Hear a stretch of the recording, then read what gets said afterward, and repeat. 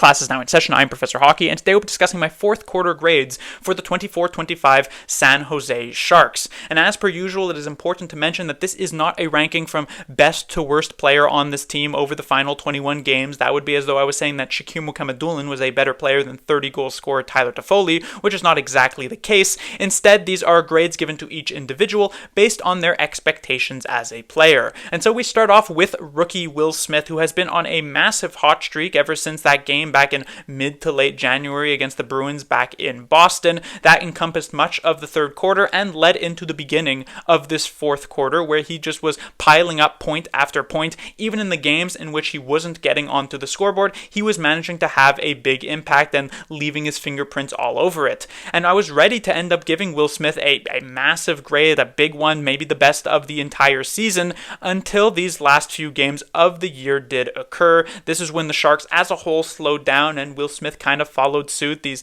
last two, like against the Canucks and against the Calgary Flames, just not nearly as effective. It's not a huge surprise. Again, the team as a whole, they just slowed down incredibly so, but it does hurt Will Smith slightly. All in all, however, 17 points in 21 games is still the second most production out of any player on the team during this quarter. And if you had told me back in October that Will Smith would have 17 points in a 21 game time span and would be one of the Sharks' most effective players, I may not have believed you. So to see him actually manage to do that is still really, really amazing. And so he gets one of the best grades, in fact tied for the best out of this quarter, of an A-. Then we move on to Noah Gregor, acquired in the Fabian Zetterlund trade, basically as a throw-in. I highly doubt Mike Grier really went out and pursued getting Gregor back, considering he is a player who he let walk away just a couple of years ago, essentially just a warm body to make the contract situation work. This kind of doesn't end up doing well for the Sharks because he ends up being just sort of a roadblock for some of their younger players, which is more so a fault of Warsofsky, not so much of Noah Gregor. But in his time in the lineup, he did about as you would expect, which is not very good. Gregor just couldn't really seem to do much. He took a bunch of penalties as well, which is not good, obviously. And so the only real thing that kind of keeps him from a horrible grade is the one skill that we knew he did have, which was his speed. He started to showcase this more so near the end of the season, those last few games, the ability to just sort of push back opposing teams' defenders and get a shot on net. The big thing that has held Gregor back for many years in the NHL at this point is his inability to actually score and bury on the chances that he does get. But at the very least, if you take a shot on net, it means you're not giving up a shot on net, so that is a slight positive, and so it makes his grade not as bad as it could have been, with a D+. Then we move on to Nikolai Kovalenko. He did not play every single game this quarter, mostly just due to being a healthy scratch many times over, but it was enough to at the very least evaluate. He kind of had a split of two seasons here in this quarter, the first of which he was bouncing around in the Sharks' bottom six, the third line, the fourth line, and because of that, not a ton of offensive help for him, so you don't really expect much production. He only scored a single goal during that time, but after being healthy scratched, I believe 6 games in a row, he would come back and he would find himself on a top line with Celebrini and Will Smith. This was a huge opportunity for him, and he did manage to score some points, 3 points during that time span, not nearly as effective as either Smith or Celebrini, but you don't really expect him to do. You just want him to be a solid complement to them, and he kind of was. His playmaking, his ability to handle the puck was noted, but there were obvious downsides to his game as well. His puck management wasn't great, which when playing with Celebrini and Smith is very important, and his defensive game also left a little bit to be desired, and so it's not as though he was fantastic, and he wouldn't even finish out the season on that top line. His last game, he'd find himself back in that third line position. All in all, though, Kovalenko, it was okay, nothing great. He gets a C+. Then we move on to Alex Wennberg. He had also been on a hot streak like with Will Smith, but that was since the return from the Four Nations face-off break. As this new second-line center for the Sharks, he was doing a lot of good things defensively as well as offensively. However, over these last few games of the year, 11-game losing streak that the Sharks ended the season on, a big part of that was Wennberg just not playing nearly as well. There were rumors that he was kind of playing through an injury, something to do with his hand, which was affecting his ability to handle the puck, which is one of his major calling cards as a player, and you could see that on the ice for sure. His last few games left a lot on the ice, just kind of struggling for sure.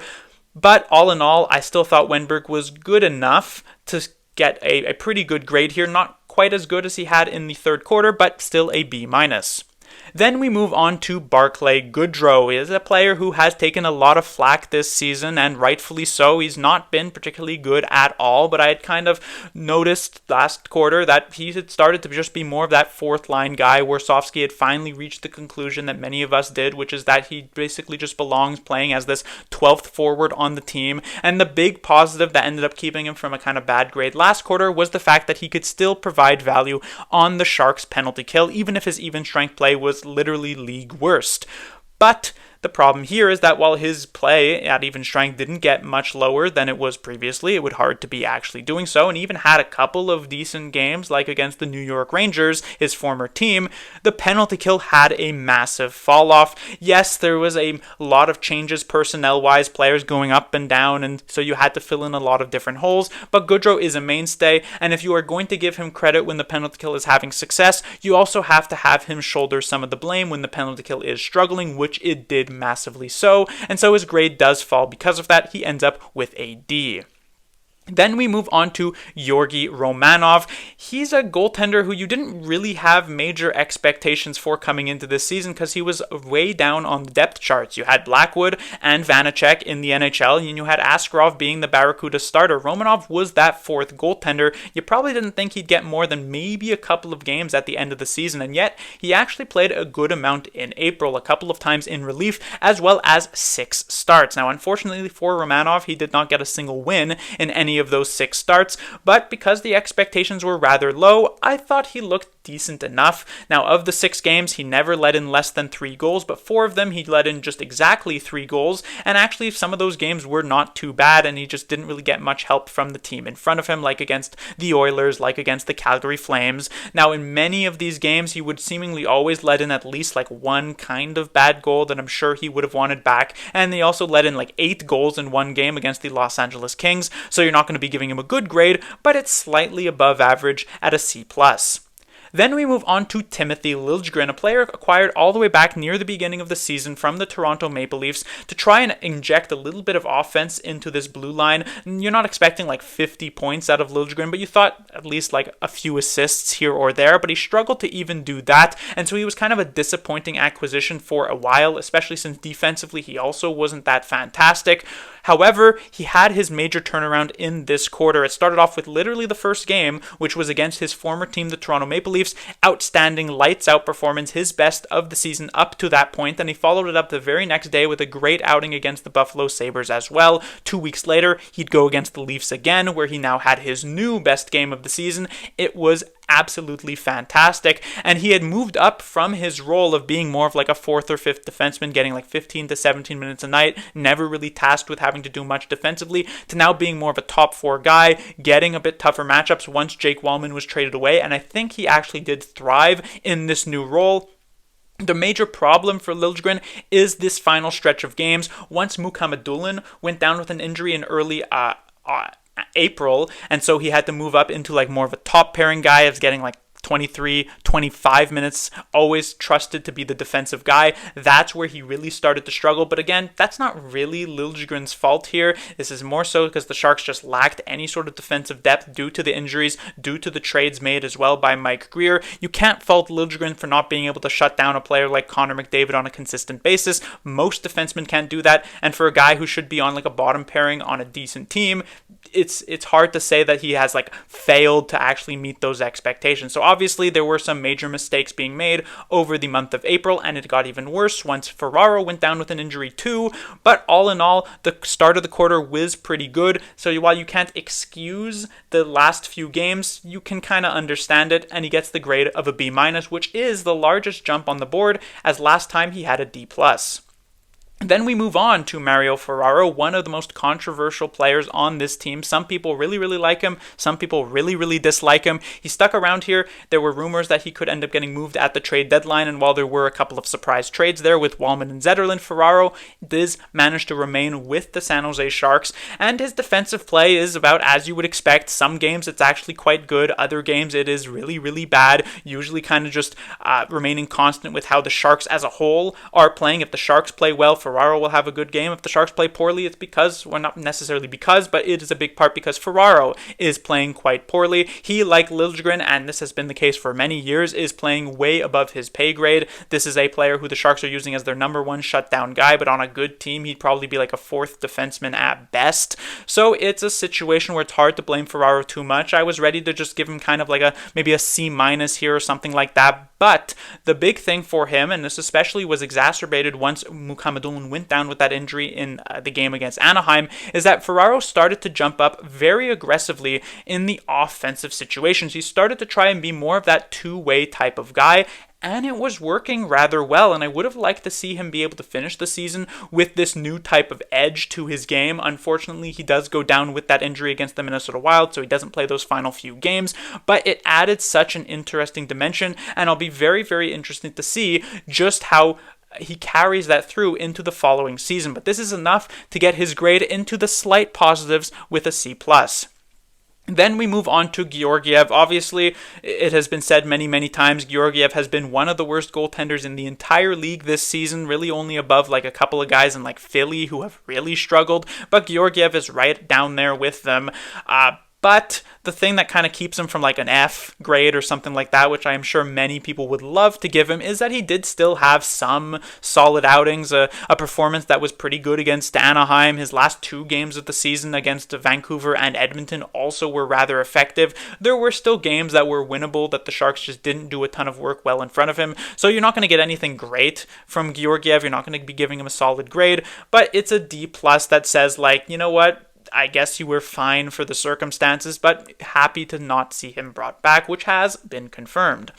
Then we move on to Marc-Edouard Vlasic, who had just a very Vlasic style of performance, what we have been getting from him for the past few years, not just past couple of months or anything like that. He is a player who can occasionally string together one or two pretty good games, nothing amazing, nothing like high impact, but slightly good for what you would expect from a third pairing, seventh defenseman on a team. Then he'll have like two really bad games that were just like massive liabilities, but more often than not, you just get like a kind of average, middling style of play where you don't really notice him all that much, which I guess is a positive. And so all in all, I would say this quarter usually trended more so on the negative side of things, but not by a significant margin. He gets a C-.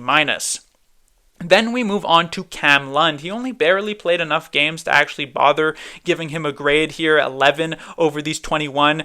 I decided, being that rookie player, you might as well try and talk about him. Lund, it was kind of up and down, I would say. 2 goals, 1 assist in 11 games in the Sharks' bottom 6 is actually pretty good. The problem was that some of these goals were coming in games in which he wasn't necessarily playing fantastically up to those goals being scored, so they're not like massive positives. And the thing is that while he wasn't giving a ton of help in this bottom 6, he was also part of the problem at times. There was a stretch of games in which the Sharks' third line was just a disaster time and time again, and you can't put all of that blame on Lund, but he was certainly a part of it. However, what kind of keeps him from getting a truly awful grade like some of these other players in the bottom 6 is the fact that Lund did not have much expectations on him. A player coming out of college, rookie guy, you're not expecting the world from him. We saw Colin Graf in a very similar situation last year. He got 7 games. He wasn't particularly effective. And now this year we're seeing a more evolved and much better Colin Graf. I expect a similar type of progress being made from Cam Lund. He'll probably start next year with the San Jose Barracuda. All in all, I think this was a good experience from him, but not necessarily good levels of play. He ends up with a very average of a C. And then we move on to Ty Dellandrea. This was a player who I had kind of reached a sort of inner peace with in the previous quarter, recognizing that he has many flaws, some sort of strengths as a player, and so I ended up giving him the grade of a C, but this quarter that just couldn't kind of completely tore me down. There were just so many issues with Dellandrea. I mentioned the struggles of the third line and Lund being a part of that. So was Dellandrea for many games. Offensively, he did very, very little. He still only has 1 goal on the entire season, which is the lowest out of any player on this entire list, including the defenseman, if I'm not mistaken. So that's obviously not a good thing. Dellandrea was also a penalty-taking machine, especially in the offensive zone. It felt as though you got to the point where literally every game Dellandrea felt as though took at least one minor penalty, which I'm not a rocket scientist to say that that is very bad. And like I said with Goodrow, Dellandrea is a big part of the Sharks' penalty kill, and the Sharks' penalty kill was not good in this final quarter of the season, and so Dellandrea does shoulder some of the blame for that. And so there's basically so many negatives piling up, even defensively, which he's supposed to be reliable in. He was pretty bad as well, kind of a disaster in some games on top of that. And so he ends up actually getting the worst grade out of any player on this list. Very, very few redeeming qualities during this quarter for Dellandrea, a D-.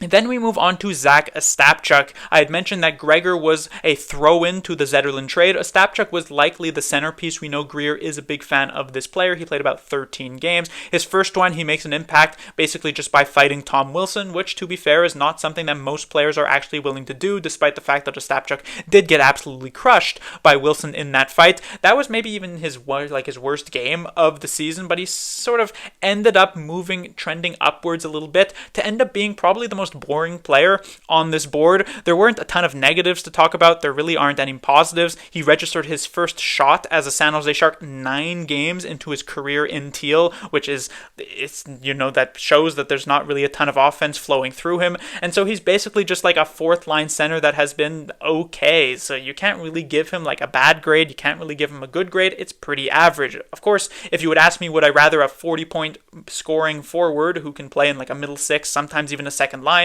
in someone like Zetterlund? Absolutely, I would take him over Ostapchuk, but at the very least, he's not been a complete disaster. He gets a C. Then we move on to Macklin Celebrini. Kind of like with Will Smith, it was a fantastic start to this quarter. Those first 10 games, he was highly impactful, one of the best players on the ice, absolutely outstanding. And then the final 11 games, when the Sharks would end this season with that losing streak, there were a lot more sort of up and down, inconsistent performances. Some really great ones like the 5-point outing against the Minnesota Wild, or a great outing against the Calgary Flames, but then a couple of really bad games too, like against the Los Angeles Kings, or against the Rangers, or against the Carolina Hurricanes. So not exactly the most consistent quarter of play that we've seen from Celebrini. His grade, however, does still remain rather good, because at the end of the day, he was the highest scoring player on the Sharks during this time. 19 points in 21 games is pretty close to being a point per game player. I would say his defensive capabilities still kept up relatively well in many of these games. Offensively, he was on point for much of them as well, and so he gets the grade of an A-. It could have been higher. Maybe he would even himself be disappointed slightly with how he played to end this season, but you can't really deny the stats. Then we move on to William Eklund here. Now, Eklund is a player who I've been kind of harsh on a little bit throughout this season, not in any sort of like extreme way. He usually gets like a B or a B+, which are quite solid grades in comparison to many of the other Sharks players. But the big thing that I'd always said about Eklund was that we see him reach this high level of offensive talent in some of these games, but it's just not really consistent enough. He'll go 2-3 games of it, and then 2-3 sort of more so invisible ones. But one thing that I do want to kind of draw attention to when it comes to Eklund, and what leads to him getting a better grade than any other quarter this season, and maybe this is just sort of making up for lost time here, is the fact that out of any player on this board, Eklund is probably the most consistent in terms of rarely actually having a bad game. You look at a player like Tyler Toffoli, there are many of these types of games for him. Celebrini and Smith, the two leaders throughout this last quarter, they could also have really, really off games. But when it comes to Eklund, you are at best getting extremely solid offensive production, like against the Anaheim Ducks throughout this quarter, but at worst, you're usually just getting like okay play, which for a team that is at the bottom of the standings and has had some really, really awful games where you would expect the team to just be absolutely disastrous, the fact that Eklund usually manages to maintain a decent level of play is rather impressive. He is probably the Sharks' best defensive forward on the team right now, which as a winger is rather impressive still, and so there's a lot to like, and on top of that, he was still productive offensively, 15 points during this 21 game time span. So all in all, Eklund, I think he does deserve a pretty good grade here. He matches both Celebrini and Smith with this A-.